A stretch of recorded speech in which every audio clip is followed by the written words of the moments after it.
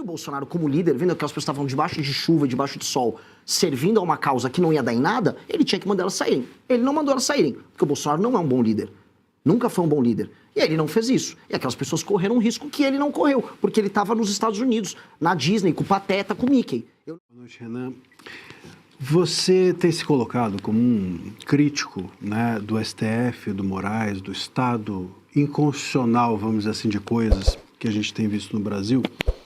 E pelo menos na minha avaliação, muito do que nós vemos em relação ao STF é pela criminalização da palavra. Né? A palavra foi criminalizada pelo Tribunal Supremo. Mas também já vi manifestações do senhor de que entendeu ou entende que houve tentativa de golpe em relação ao 8 de janeiro. E muitos críticos dessa narrativa do golpe é de que isso tudo se deu também pela palavra, esses inquéritos todos abertos porque as manifestações foram antidemocráticas, supostamente, ou porque houve milícia digital. Enfim, a gente está sempre em torno da palavra, de criminalizar essas pessoas que supostamente deram golpe pela palavra, por terem se manifestado.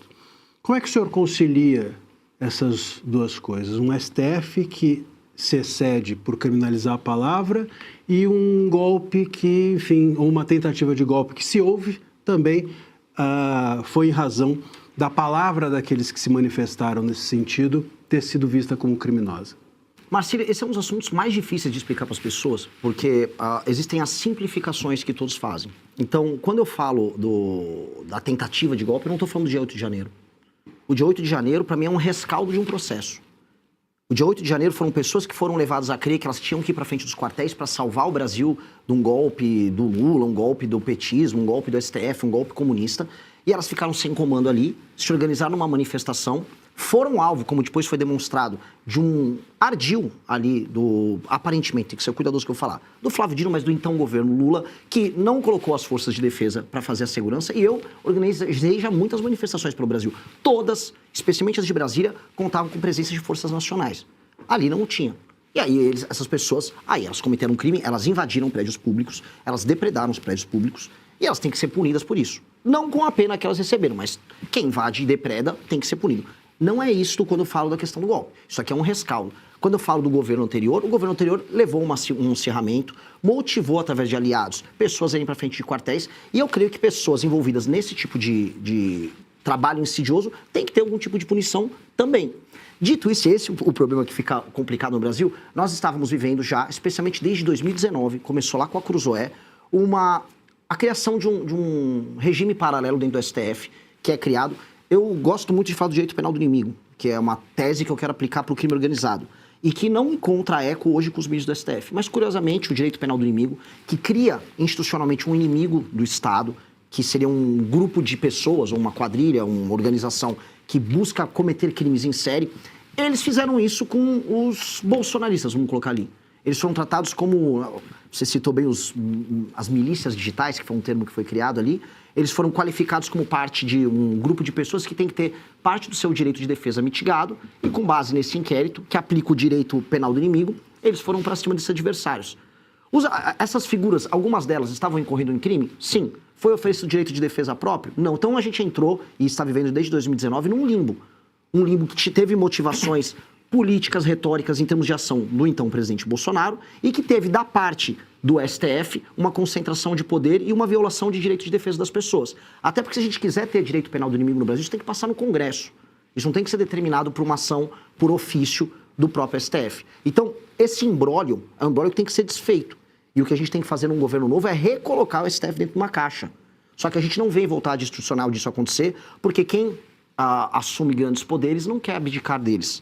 Houve uma disputa agora, e essa é uma discussão que estava tendo no STF, sobre a nova composição do STF com as nomeações que estavam sendo feitas pelo Lula, inclusive. Inclusive, uma novidade dessas é que o próprio Messias não seria da ala do senhor Alexandre de Moraes.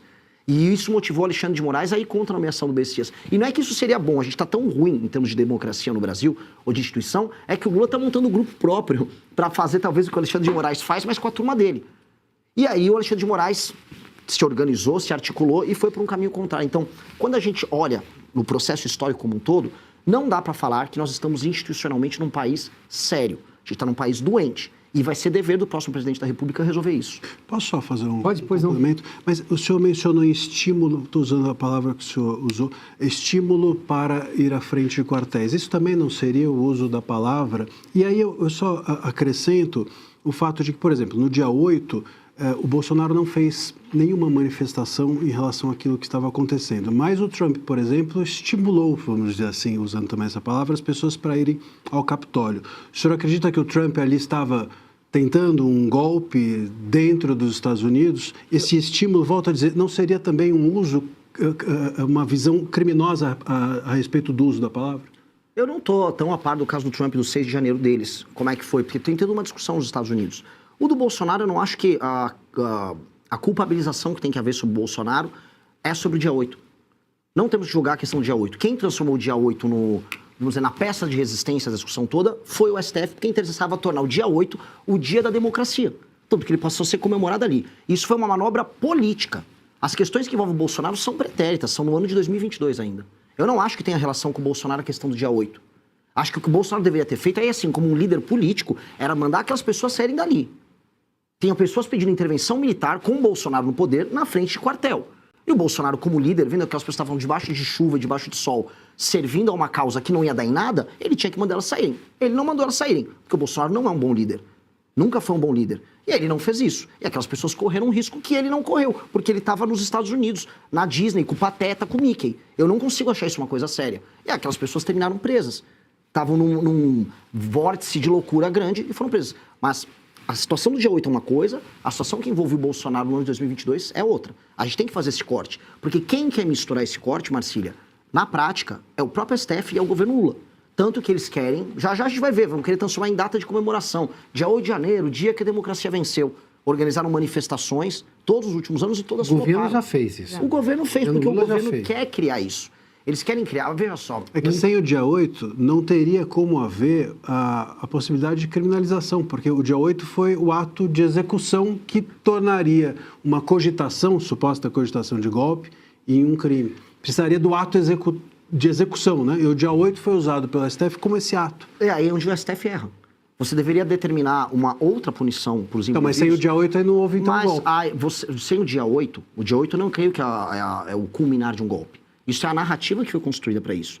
Os tais atos preparatórios, os atos executados em 2022, visando a um convencimento, às vezes meio forçado, de liderança das Forças Armadas, eles estão em outro cenário, em outra discussão. A questão toda é que a gente está falando de uma guerra que é jurídica, mas que é política e é simbólica. A questão do dia 8 era fundamental para eles construírem a ideia de que nós estamos permanentemente naquele filme Ainda Estou Aqui, numa luta contra a ditadura. Olha, vencemos dessa vez a ditadura militar. E é uma discussão que interessa muito a eles. Essa discussão interessa a eles porque, do ponto de vista simbólico, das imagens, dos signos, o símbolo da vitória sobre o dia 8 é o símbolo que mantém a luta da geração do Lula no poder, avisando, olha, retornamos ao poder e mantivemos a democracia. Dessa vez, 64 não venceu. Essa é a narrativa oficial. Então, uma coisa é o dia 8, outra coisa é o que aconteceu antes. E nós temos que fazer essa separação, senão a gente vai cair num discurso de maluco deles. Eu não vou cair no discurso de maluco deles. Deixa eu só fazer uma observação.